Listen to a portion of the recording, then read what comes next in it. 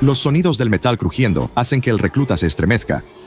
Sabe que los demás lo estaban provocando antes, pero no puede dejar de pensar en su historia. Todo es solo un ritual de novatadas, se dice a sí mismo.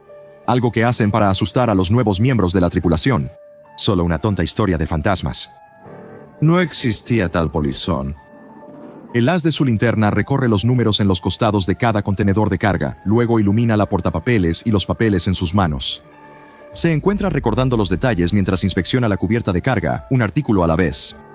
Supuestamente hay una caja escondida en el barco que no aparece en ningún manifiesto. Pero nadie nunca la reporta, nunca la han movido del barco, porque hay algo vivo dentro de ella. Los tripulantes decían que a veces escuchaban correteos en la noche, los sonidos de algo mucho más grande que una rata acechando en las entrañas del barco. Con los años, la gente había abierto esta caja misteriosa, la usaban para guardar cosas, solo para descubrir que su contenido estaba arruinado cuando llegaban a su destino.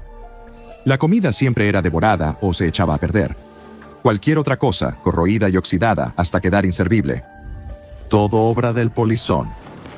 El recluta llega al extremo más alejado de la bodega de carga. Su luz ilumina un número que no reconoce. Pasa las páginas del manifiesto, revisando el número de cada contenedor. No hay coincidencia. Vuelve a mirar, vuelve a revisar. Lo mismo. Esta caja no debería estar en el barco, igual que la del cuento.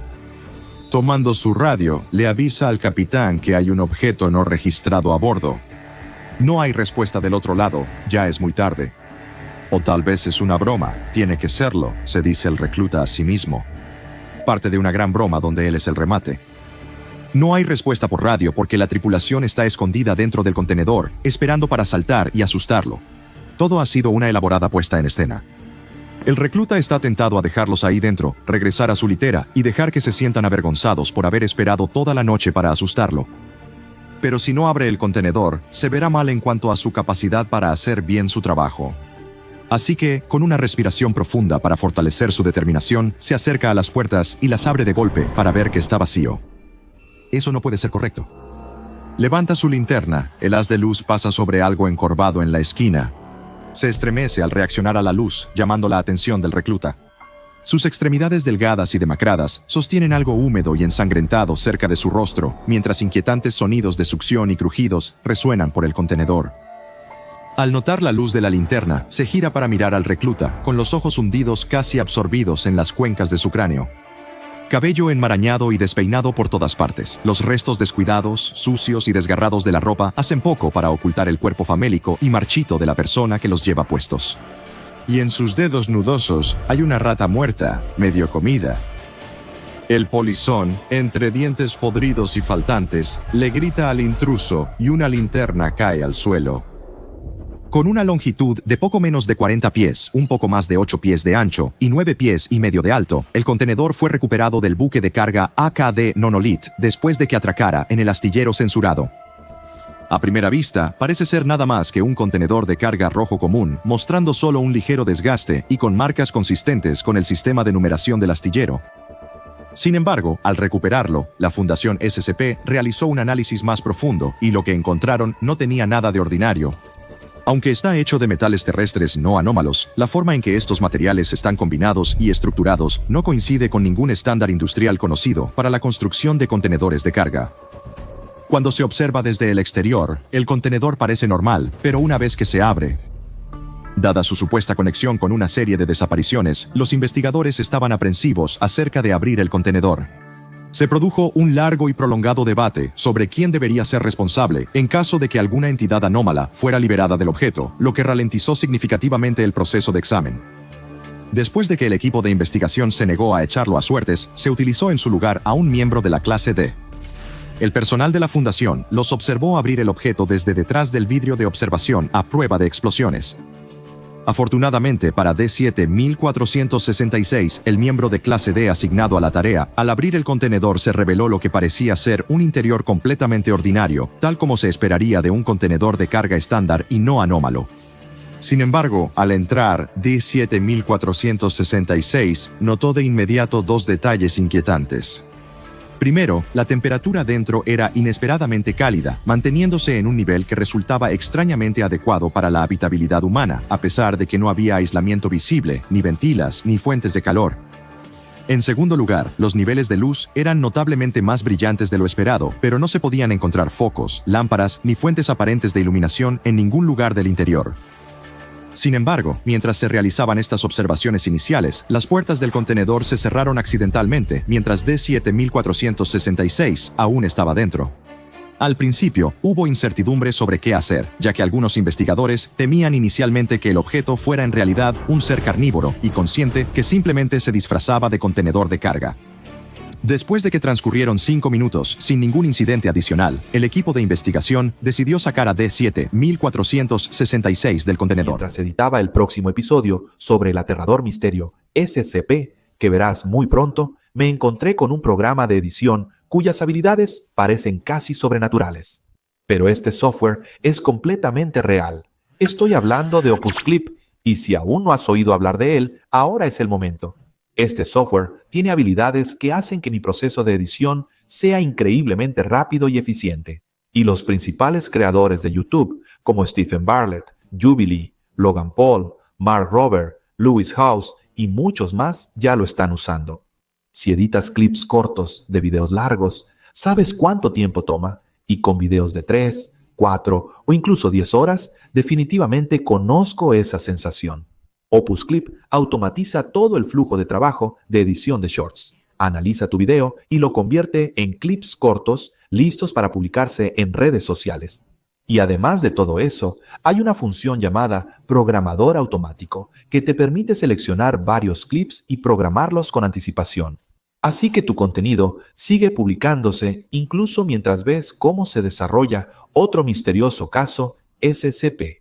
Para hacer el flujo de trabajo aún más fácil y rápido, puedes elegir la función de seguimiento de sujetos con inteligencia artificial, que detectará, seguirá y reenfocará automáticamente para asegurarse de que el sujeto siempre esté en el centro. Si quieres tener un editor de video con inteligencia artificial, todo en uno que pueda recortar cualquier cosa, ve al enlace de abajo o escanea el código QR y usa el código Summer of Focus al pagar. Obtén una semana gratis y luego 3 meses al 50% de descuento cuando te registres en Opus Clip. Y ahora, volvamos a nuestra historia. Al abrirlo de nuevo, encontraron al clase D con vida, pero en un estado de confusión e indignación por haber estado atrapado tanto tiempo, acusando a la Fundación de usar técnicas de interrogatorio mejoradas en él. Cuando se le preguntó al respecto, D-7466 aclaró que, desde su perspectiva, había estado encerrado en el contenedor de carga durante aproximadamente 2 horas. Una revisión completa de la cámara de pruebas reveló que solo habían pasado 5 minutos desde que las puertas se cerraron. No había nada que indicara que el personal de la Fundación estuviera bajo la influencia de algún tipo de efecto anómalo que alterara su percepción del tiempo. Se confirmó que todos los relojes, cronómetros y otros instrumentos de medición del tiempo, tanto digitales como analógicos, estaban en perfecto funcionamiento. Solo D-7466 había experimentado un paso del tiempo diferente. La Fundación reunió de inmediato a un grupo de expertos en anomalías sobre fenómenos de dilatación temporal para asesorar al equipo de investigación en su investigación en curso. Gracias al testimonio de primera mano de D-7466 y a la experimentación continua, los investigadores confirmaron que la anomalía no era una alucinación, manipulación psicológica ni distorsión sensorial. En cambio, la propia estructura del tiempo había sido alterada dentro del contenedor. El flujo del tiempo literalmente había sido alterado desde el momento en que las puertas se cerraron. Cuando esto ocurre, el espacio interior del contenedor transcurre a una velocidad distinta a la del mundo exterior. Se ha observado que esta diferencia es casi completamente aleatoria y sin consistencia. Dentro del contenedor, el tiempo puede acelerarse, desacelerarse e incluso invertirse en algunos casos. Sin embargo, ha resultado imposible predecir exactamente cómo se verá afectado el flujo temporal cada vez. Buscando probar más a fondo los efectos de la anomalía, la Fundación continuó utilizando a D-7466 como sujeto de pruebas. En un experimento posterior, se le proporcionaron varios relojes y equipo para registrar el flujo del tiempo, incluyendo un cronómetro y varios cronómetros de respaldo, para determinar si estos dispositivos también se veían afectados por la dilatación temporal anómala o si podían usarse para medir los efectos de la anomalía. Sin embargo, la puerta se cerró de nuevo, esta vez durante toda una hora. Cuando se abrió de nuevo, D-7466 se sorprendió de ser liberado del contenedor tan pronto, ya que desde su perspectiva solo había pasado 1 minuto y medio. informaron que los cronómetros parecían haber funcionado normalmente mientras estaban dentro del contenedor. Sin embargo, al abrir el contenedor, los relojes se rompieron, estallando en una lluvia de engranajes y resortes rotos y dejando de funcionar. Se intentó utilizar métodos digitales y electrónicos para medir el flujo del tiempo dentro del contenedor. Sin embargo, la misma falla catastrófica parecía afectar a todos los dispositivos de medición del tiempo conocidos. Todos los datos se borraban instantáneamente en el momento en que se abría la puerta, incluyendo cualquier cosa registrada, mientras el contenedor permanecía sellado. La Fundación no pudo encontrar ningún medio que pudiera registrar de manera confiable el paso del tiempo mientras las puertas estaban cerradas, viéndose obligada a depender de lápiz y papel y de las observaciones del sujeto humano colocado dentro. En una prueba posterior, D7466 fue colocado nuevamente dentro del contenedor. Las puertas fueron selladas por otra hora y, una vez transcurrido ese tiempo, se abrieron de nuevo. Solo que esta vez no eran exactamente los mismos cuando el equipo de investigación los encontró adentro. Al abrir las puertas del contenedor de carga, los investigadores no vieron ningún rastro de D7466. Inicialmente, se asumió que simplemente habían desaparecido o que la dilatación temporal de la anomalía los había desplazado de alguna manera. Pero, como confirmó una breve búsqueda, D7466 seguía dentro. Lo que quedaba de él, al menos, el cuerpo del clase D fue descubierto en posición sentada contra la pared trasera del contenedor. Habían sido momificados. Las pruebas de datación por carbono realizadas en los restos de D7466 indicaron que el cuerpo tenía aproximadamente varios miles de años de antigüedad. Expertos en arqueología anómala señalaron que los restos habían sufrido daños severos, especialmente alrededor de las manos, donde los huesos presentaban varias laceraciones y fracturas. D7466 había estado golpeando sus manos contra las puertas y paredes del contenedor hasta que sus huesos se rompieron. Se descubrió una fractura similar en la pierna derecha del sujeto. También se encontraron rastros de compuestos orgánicos en las puertas del contenedor de carga, los cuales fueron identificados posteriormente por el Departamento de Bioquímica de la Fundación SCP. Cuando se dieron cuenta de lo que era, la información sobre el compuesto se censuró en los registros, por decencia. Intentando determinar si existía una correlación entre el tiempo que pasaba fuera del contenedor y dentro de él, la Fundación solicitó a otro miembro de la clase D para que actuara como sujeto de prueba. D9558 fue colocado dentro del contenedor de carga y, lo más importante, no se le informó de sus efectos anómalos antes de la prueba. Las puertas se cerraron durante una hora, y aunque los investigadores esperaban encontrarlos en un estado similar al de los restos de D7466, una búsqueda exhaustiva del contenedor reveló que D9558 aparentemente había desaparecido.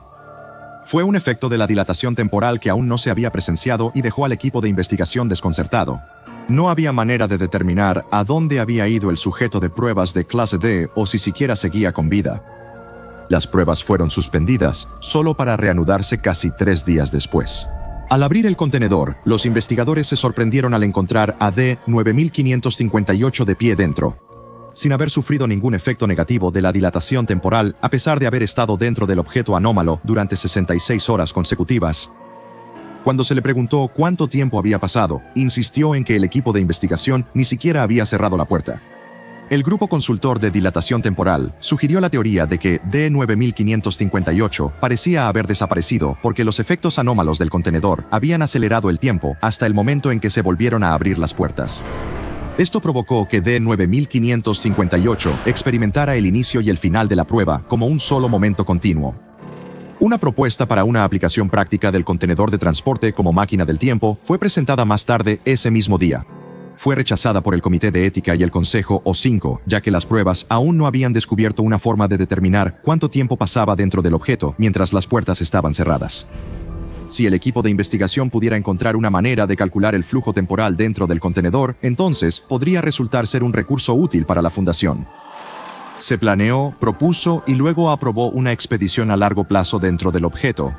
Dado que aún no tenían idea de cómo funcionaba la anomalía, se utilizó a D9558 para pruebas adicionales, junto con D8627 y D4513. Los tres fueron encerrados dentro del contenedor de envío durante 1 hora y se les proporcionó un suministro de cuadernos y bolígrafos, junto con suficientes raciones para durar 5 años. A los tres se les indicó que registraran sus experiencias mientras estaban dentro, aunque, una vez más, no se les informó sobre la naturaleza de la anomalía. El equipo de investigación consideró esto necesario para evitar que alguno de ellos se opusiera a ser confinado en lo que, para ellos, sería básicamente una pequeña habitación durante un periodo de tiempo que les parecería prolongado. Al reabrir el contenedor una hora después, el equipo de investigación encontró a D9558, D8627 y D4513 muertos. Los tres habían fallecido, aunque no parecía que fuera por sucumbir al tiempo prolongado que pasaron dentro del contenedor, como le ocurrió al momificado D7466, quien probablemente murió de inanición. Al examinar sus restos, una autopsia de la Fundación confirmó que 2 de los sujetos, D9558 y D4513, habían sufrido traumatismos contundentes severos, probablemente ocasionados durante golpizas cuerpo a cuerpo. Se creía que estas lesiones fueron la causa de la muerte en ambos casos. Sin embargo, parecía que, de manera póstuma, ambos miembros del personal de clase D habían sido destripados, además de haber sido sometidos a otras mutilaciones después de ser asesinados, cuyos detalles están censurados en la base de datos de la Fundación. El tercer miembro de la expedición, D8627, había sufrido un destripamiento similar, aunque la diferencia clave era que el suyo parecía haber sido autoinfligido. Los cuadernos que se les había proporcionado a los sujetos de prueba contenían registros que abarcaban desde un solo año hasta un máximo de 9 años. Aunque el número exacto está censurado, lo que se sabe es que la experiencia de los 3 sujetos con la dilatación temporal no alcanzó una cifra de años de 2 dígitos. Después de este punto, los detalles registrados en los cuadernos se degradan en divagaciones incoherentes y en su mayoría ininteligibles. Escritos similares también se encontraron en las paredes interiores del contenedor de carga, escritos con sangre y desechos de los 3 sujetos de clase D. El análisis de huellas dactilares, realizado por los equipos forenses de la Fundación, confirmó que D8627 fue el único escritor, y estos delirios aparentemente fueron dejados en las paredes usando sangre y materia fecal que recolectó de los otros 2 sujetos después de sus muertes. Todos los intentos de descifrar los escritos dejados atrás no han logrado revelar ninguna información útil sobre las experiencias de los 3 sujetos de prueba. La única conclusión a la que los investigadores de la Fundación han podido llegar es que, después de soportar lo que sintió como varios años dentro del contenedor, D8627 sucumbió a una psicosis y paranoia extremas, obsesionándose con sus compañeros del personal de clase D. El punto exacto de quiebre sigue siendo desconocido, pero la evidencia sugiere fuertemente que D8627 fue responsable de las muertes de D9558 y D4513. Si los asesinatos fueron premeditados, resultado de tensiones crecientes o influenciados por la propia anomalía, aún no está claro. Sin medios externos para rastrear el tiempo dentro del contenedor, el alcance total del deterioro mental de D8627 y lo que realmente sucedió en esos años perdidos sigue siendo un misterio. El contenedor de carga anómalo fue trasladado posteriormente a una bóveda de contención de clase cuarto. Cuando los equipos de limpieza de la Fundación llegaron para lavar el interior, descubrieron que los escritos dejados en las paredes aparentemente habían desaparecido. Parecía que, como efecto secundario de las propiedades de alteración temporal del contenedor, cualquier daño que se le infligiera se revertía después de que transcurría una cantidad aleatoria de tiempo. Actualmente, el objeto, ahora designado como SCP-728, no muestra más actividad ni ninguna otra propiedad anómala que justifique medidas de contención más severas. De acuerdo con los procedimientos de seguridad estándar de la Fundación SCP, el acceso no autorizado está estrictamente prohibido. Aunque nadie está precisamente ansioso por pasar tiempo en la habitación sin fin. Visita el Patreon del Dr. Bob y conviértete en investigador junior hoy mismo. Ahora ve y mira otra entrada de los archivos del Dr. Bob, como el SCP-2 La Sala Viviente,